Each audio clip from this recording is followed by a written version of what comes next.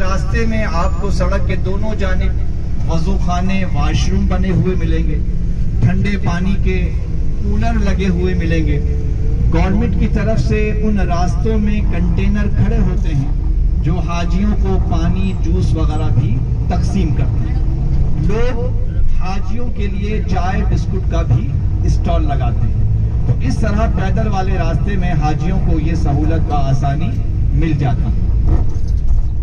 اس رات جب حاجی اللہ کے مہمان ان راستوں سے گزرتے ہیں تو پوری دنیا سے آنے والے حجاج کرام کا جو لباس ہے وہ احرام ہوتا ہے، اور ان کی زبان میں لبیک کی صدا ہوتی ہے۔ اپنے گناہوں کو یاد کر کے رب کی رحمت کو پانے کے لیے وہ عرفہ سے میدان مزدلفہ کا سفر کرتے ہیں، اور ہر طرف سے لبیک کی صداؤں کی آواز جو ہے وہ آتی ہے۔ پیدل والے راستے پر دیکھیں تو سر ہی سر لوگوں کے نظر آتے ہیں۔ بسوں کے راستے پر نظر کریں تو بسوں کی ایک لمبی لائن ہمیں لگی ہوئی نظر آتی ہے، اور اگر ٹرین کا راستہ دیکھیں تو پوری رات ٹرین حاجیوں کو عرفہ سے مزدلفہ لے کر جاتی ہے، پھر واپس آتی ہے، پھر لے کر جاتی ہے، اور اس طرح پوری رات جو ہے یہ سلسلہ جاری رہتا ہے۔ اس رات کو جس نے دیکھا ہے وہ ہمیشہ اس رات کو یاد رکھتا ہے، جس نے نہیں دیکھا وہ دیکھنے کی تمنا رکھتا ہے۔ تو عرفہ سے مزدلفہ جا رہے ہیں، ہم بھی اس رات کی یاد کو تازہ کرتے ہوئے چند بار محبت سے لبیک پڑھتے ہیں۔ کیا پتا ہمارا یہ پڑھنا اللہ کی بارگاہ میں قبول ہو جائے، اور اللہ ہمیں بھی عرفہ سے مزدلفہ کا سفر نصیب کر۔ آئیے مل کر پڑھتے ہیں۔ لبیک اللہم لبیک لبیک لا شریک لک لبیک ان الحمد والنعمت لک والملک لا شریک لک لبیک اللہم لبیک لبیک لا شریک لک لبیک ان الحمد والنعمت لک والملک لا شریک لک لبیک اللہم لبیک لبیک لا شریک لک لبیک ان الحمد والنعمت لک والملک لا شریک لک۔ جب بھی عمرے کا احرام باندھیں گے، احرام کے نفل پڑھیں گے تو نیت کرنے کے بعد ایک مرتبہ اتنی آواز سے لبیک پڑھنا کہ اپنی آواز کو خود سنیں، یہ واجب ہے، اور 3 مرتبہ پڑھنا یہ مستحب ہے۔ جب بھی لبیک پڑھا جائے تو کم از کم 3 مرتبہ پڑھنا یہ مستحب ہے۔ عرفہ سے مزدلفہ پیدل جانے والوں کا راستہ دیکھنا چاہیں تو اپنے سیدھے ہاتھ پر دیکھیے، یہ سڑک جس پہ لال رنگ کے پتھر لگے ہوئے ہیں یہ پیدل چلنے والوں کا راستہ ہے۔ ہمارے الٹے ہاتھ عرفات کی طرف سے آ رہا ہے اور ہمارے سیدھے ہاتھ پر مزدلفہ کی طرف جا رہا ہے، تو یہ راستہ خاص طور پر پیدل چلنے والوں کے لیے بنایا گیا ہے۔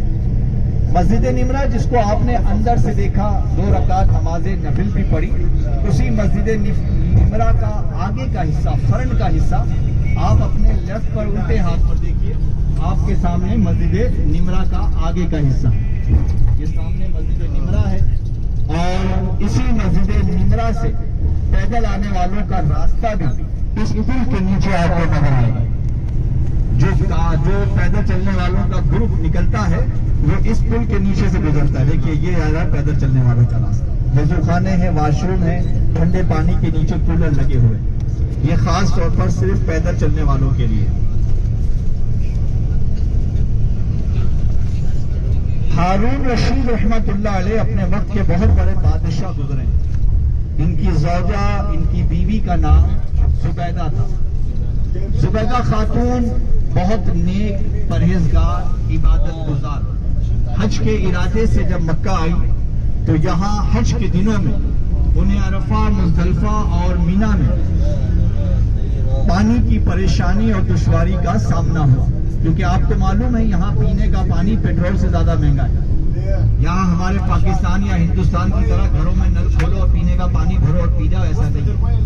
یہاں جو گھروں میں، ہوٹلوں میں پانی آتا ہے وہ پینے کا نہیں ہوتا، وہ نہانے دھونے کے کام آتا ہے، پینے کا پانی یا تو آپ خرید کر اپنے گھر میں رکھیں گے یا پھر زمزم کو استعمال کریں گے. پینے کا جو پانی ہے وہ وہاں خریدا جاتا ہے. یہی وجہ ہے کہ جہاں بھی آپ جاتے ہیں تو وہاں آپ کو پانی خریدنا پڑتا ہے. تو پانی جو ہے یہاں خرید کر استعمال کرتے ہیں. ہارون رشید رحمت اللہ علیہ کی زوجہ زبیدہ خاتون جب حج کے ارادے سے مکہ آئی تو یہاں حج کے دنوں میں انہیں عرفہ، مزدلفہ اور مینا میں پانی کی پریشانی اور دشواری کا سامنا ہوا، اور اسی پریشانی اور دشواری کو دیکھتے ہوئے زبیدہ خاتون نے حاجیوں کو حج کے دنوں میں پانی پہنچانے کے لیے ایک نہر کی دیوار کو تعمیر کروایا. یہ نہر کی دیوار طائف سے بنائی گئی، مکہ سے 80-85 کلومیٹر دور سے. وہاں سے ایک وادی ہے طائف میں جس کا نام تھا وادی نعمان. وہاں سے اس نہر کی دیوار کو بنایا گیا اور بناتے ہوئے مینا سے مزدلفہ اور مزدلفہ کے راستوں سے ہوتے ہوئے اس نہر کی دیوار کو عرفات کے میدان میں جبل رحمت تک پہنچایا گیا، جو کہ میں نے آپ کو جبل رحمت پر وہ دیوار دکھائی تھی. حج کے دنوں میں اسی دیوار کے ذریعے پانی مینا، مزدلفہ اور عرفات میں پہنچتا اور حج میں آنے والے حاجی اس نہر کی دیوار سے آنے والے پانی کو اپنی ضرورت کے لیے استعمال کیا کرتے تھے. آپ تمام حضرات اپنے رائٹ ہینڈ پر سیدھے ہاتھ پر دیکھیے، دیکھو مجھے یلو رنگ کی، پیلے رنگ کی یہ جو کچی اینٹوں کی دیوار آپ کو نظر آ رہی ہے، یہی وہ دیوار ہے جس کو زبیدہ خاتون نے بنوایا اور آپ کے نام پر اس کو نہر زبیدہ کہتے ہیں. اب نہیں چلتا، پہلے چلے نا نہر زبیدہ. اب یہ خشک ہے اور اس میں پانی نہیں چھوڑا جاتا کیونکہ یہ پہلے کی طرح مکمل طور پر موجود نہیں، لیکن اس کے آثار آج بھی عرفہ سے مزدلفہ جاتے ہوئے اس راستے میں اس جگہ ہم دیکھ سکتے ہیں جو آپ کے سیدھے ہاتھ پہ رائٹ ہینڈ پر ہے، نہر زبیدہ. جو لوگ حج کے دنوں میں ریل میں سفر کرتے ہیں، ٹرین میں، ان کا راستہ ہمارے لیفٹ پر الٹے ہاتھ پر یہ جو برج، یہ جو پل آپ کے سامنے ہے، یہ ٹرین کا راستہ ہے اور اسی پل پر سے ٹرین حاجیوں کو مینا سے عرفہ، عرفہ سے مزدلفہ، مزدلفہ سے مینا لے کر جاتی ہے اور لے کر آتی ہے. حضور علیہ السلام جب اپنے صحابہ کو لے کر میدان عرفات سے 10 ذی الحجہ کی رات مزدلفہ پہنچے تو اللہ کے محبوب علیہ السلام نے میدان مزدلفہ میں مغرب اور عشاء کی دونوں نماز ایک ساتھ ادا فرمائی. عرفہ میں ظہر اور عصر ادا فرمائی، مزدلفہ میں مغرب اور عشاء ادا فرمائی. پوری رات کھلے آسمان تلے اللہ کی حمد و ثنا کی اور اپنی امت کے لیے اللہ کی بارگاہ میں مغفرت کی دعا فرمائی. میدان مزدلفہ ہی سے حضور نے مینا میں شیطان کو مارنے کے لیے کھجور کی گٹھلی کے برابر چھوٹے چھوٹے کنکر جمع کیے اور فجر اور عشاء چاش کی نماز مزدلفہ میں پڑھنے کے بعد پھر اپنے صحابہ کو لے کر مینا روانہ ہوئے. اب ہم مزدلفہ میں داخل ہوں گے اور مزدلفہ کا جو ریل کا پہلا اسٹیشن ہے وہ آپ کے لیفٹ پر الٹے ہاتھ پر ہے. جہاں سے یہ اسٹیشن شروع ہوگا وہیں سے میدان مزدلفہ شروع ہو جائے گا.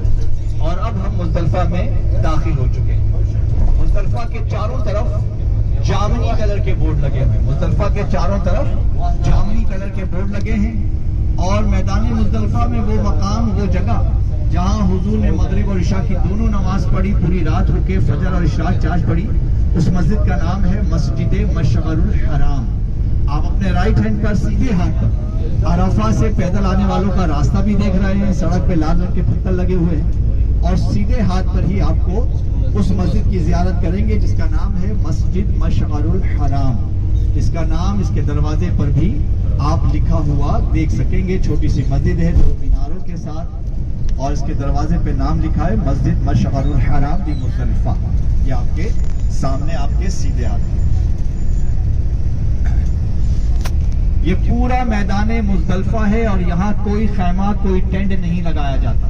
کھلے آسمان تلے پوری رات اللہ کے مہمان اسی روڈ پر، اسی سڑک پر، اسی میدان میں مٹی پر اپنی جانماز بچھاتے ہیں، چادر بچھاتے ہیں. مغرب اور عشاء کی دونوں نماز گناہوں کو یاد کر کے، توبہ اور استغفار کر کے. اللہ تعالیٰ میدان مزدلفہ میں 10 ذی الحجہ کی رات آنے والوں پر سے حقوق العباد کو معاف کرتا ہے. لیکن یاد رکھیے گا حقوق العباد اس وقت تک معاف نہیں کرے گا اللہ جب تک مظلوم جس پر ظلم کیا گیا، جب تک وہ ظالم کو معاف نہیں کرے گا اللہ بھی معاف نہیں فرمائے گا۔ تو دنیا میں آج اللہ کے حقوق کی تو پاسداری کرتے ہیں، نماز روزے کی پابندی کرتے ہیں، لیکن بھول جاتے ہیں کہ ہمارے والدین پر، بہن بھائیوں پر، بیوی بچوں پر، رشتہ داروں پر بھی ہمارے حقوق ہیں۔ تو ان کے حقوق کو ادا کریں گے تو خلاصی ہوگی، ورنہ لوگ احد پہاڑ کے برابر نیکیاں لے کر قیامت کے دن اللہ کی بارگاہ میں جائیں گے، لیکن لوگوں پر ظلم و زیادتی کرنے کی وجہ سے ان کی ساری نیکیاں انہیں دے دی جائیں گی اور وہ نیکیوں سے بالکل خالی ہو جائیں گے۔ اور اگر پھر بھی مظلوم ان سے نہ مانے تو اس مظلوم کے گناہ ظالم کے سر پہ ڈال دیے جائیں گے، اور پھر وہ ظالم کہے گا کہ ہائے افسوس، میں لوگوں کے گناہوں کے سبب جہنم میں جا رہا ہوں۔ تو دنیا میں لوگوں کے حقوق کو ادا کیجیے، کوشش کیجیے کہ اپنی ذات سے کسی کو تکلیف نہ پہنچائیں۔ اپنے سیدھے ہاتھ پر، الٹے ہاتھ پر دیکھیے تو نیچے آپ کو یہ کالے رنگ کے چھوٹے چھوٹے کنکر پڑے ہوئے نظر آ رہے ہیں، یا آپ کو کالے رنگ کے چھوٹے چھوٹے پتھر نیچے پڑے ہوئے نظر آ رہے ہیں۔ یہی وہ کنکر ہیں جو مینا میں شیطان کو مارے جاتے ہیں۔ 10 تاریخ کو سب سے بڑے شیطان کو مارنے کے لیے 7 کنکر، 11 تاریخ کو تینوں شیطانوں کو ساتھ مارنے کے لیے 21 کنکر، اور 12 تاریخ کو بھی تینوں شیطانوں کو ساتھ مارنے کے لیے 21 کنکر، یعنی 21 دونی 42 اور 7 49 49 کنکریاں اس میدان مزدلفہ سے حاجی جمع کرتے ہیں، پانی کی بوتلوں میں دھو کر رکھتے ہیں، اور پھر فجر کی نماز پڑھ کر یہاں سے مینا روانہ ہوتے ہیں۔ اب آپ کو مزدلفہ سے مینا لے کر جا رہے ہیں۔ مزدلفہ اور مینا کے بیچ میں ایک چھوٹا سا میدان ہے، جس میدان کو وادی محصر کہتے ہیں۔ یمن کا بادشاہ جس کا نام ابراہا تھا، جو کہ عیسائی تھا، اپنی فوج اور ہاتھیوں کا لشکر لے کر کعبۃ اللہ شریف کو گرانے کے ناپاک ارادے سے یمن سے روانہ ہوا، اور جب مزدلفہ اور مینا کے بیچ میں پہنچا تو اللہ نے اپنے گھر کی حفاظت کے لیے ابابیل کو بھیجا۔ یہ چڑیا کے برابر چھوٹا سا پرندہ اپنی چونچ اور اپنے پنجوں میں چھوٹے چھوٹے کنکر لے کر آیا، اور اللہ کے حکم پر آسمان سے ان کنکریوں کو چھوڑ دیا۔ جب وہ چھوٹے چھوٹے کنکر نیچے آئے تو ان کنکریوں سے ابراہا، اس کی فوج اور ہاتھیوں کا وہ پورا لشکر اللہ کے عذاب سے ہلاک ہو گیا، برباد ہو گیا۔ اور اس واقعے کو اللہ نے قرآن مجید کے 30ویں پارے سورہ فیل میں نازل فرمایا۔ مینا کہاں سے شروع ہوگا میں آپ کے ساتھ موجود ہوں، آپ کو بتاؤں گا۔ یہ مینا نہیں، یہ مزدلفہ ہے، اور یہی باتیں گروپ لیڈر بھیج دیتے ہیں کہ یہ مینا ہے، اس کا کرایہ مینا کے خیموں سے بہت کم ہے، آدھے سے بھی آدھا ہے۔ تو یہ مینا نہیں ہے، یہ مزدلفہ ہے۔ تو اس جگہ جو سورہ فیل کا واقعہ پیش آیا، جس کو اللہ نے قرآن میں ارشاد فرمایا، الم تر کیف فعل ربک باصحاب الفیل، یہ سورہ فیل کا واقعہ مزدلفہ اور مینا کے بیچ میں ہوا ہے۔ اس جگہ سے گزرتے ہوئے، استغفار پڑھتے ہوئے، اللہ کے عذاب سے پناہ مانگتے ہوئے ہم گزریں گے۔ میدان مزدلفہ کا جو ریل کا تیسرا اور آخری